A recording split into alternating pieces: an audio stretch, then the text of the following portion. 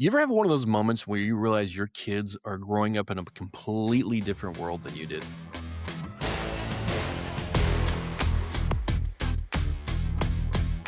What's up, guys? I'm Alec. Welcome back to Fatherhood Unscripted. The other night I was cooking dinner and my son came up to me and says, "Hey, Dad, are you proud of me?" And I said, "Yeah, dude, for what? I'm always proud of you." And then he started telling me about this conversation he had with his friend and how his 10-year-old friend is having suicidal thoughts and even an attempt at suicide. And it's some really heavy stuff that 10-year-olds shouldn't be going through. It's stuff that honestly, when I was a kid and when you were a kid, it's stuff we didn't see or stuff we didn't go through. And hearing this as a dad, like it makes you stop. It makes your heart hurt because they're just kids.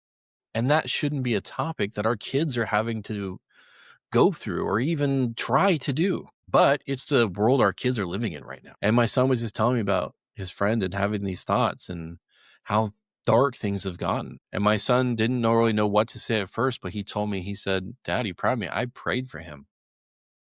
They were playing Fortnite, y'all. They were playing Minecraft. And my son just bust out, started praying for his best friend. And he told his friend that those thoughts are not his.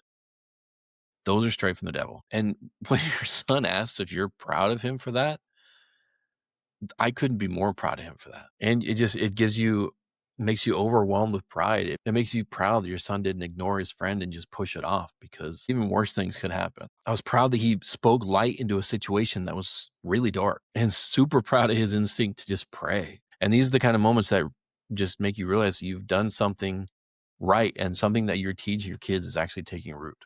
But then there's another feeling behind it too, a feeling that I think a lot of dads understand right now. It's this really heavy realization of the world that our kids are growing up in. Because when I was a kid, conversations like that were not normal.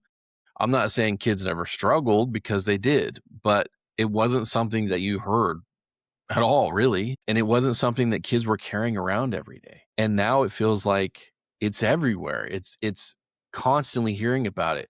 Kids are dealing with depression, kids are dealing with anxiety, and kids are dealing with thoughts that are way too heavy for someone that young. And as a dad, it forces me to look at the world and ask what happened and what is happening to our kids because they're growing up in a completely different environment than we grew up in. Think about it. When we were kids, the world seemed small. If something bad in the world happened, you hear about it days later on the news. Like now it's instant in our faces and we have to deal with everything all the time. Every tragedy, every conflict, every war that's going on, every dark corner of the internet, they just don't see it once. They see it over and over and over every day through video games, through social media, through videos, through their friends. And our kids' minds are not built to process all this yet. Honestly, a lot of us adults' minds aren't built to process all of it. Our kids' identities are still forming, guys. They're still trying to figure out who they are. And a wave of just depression and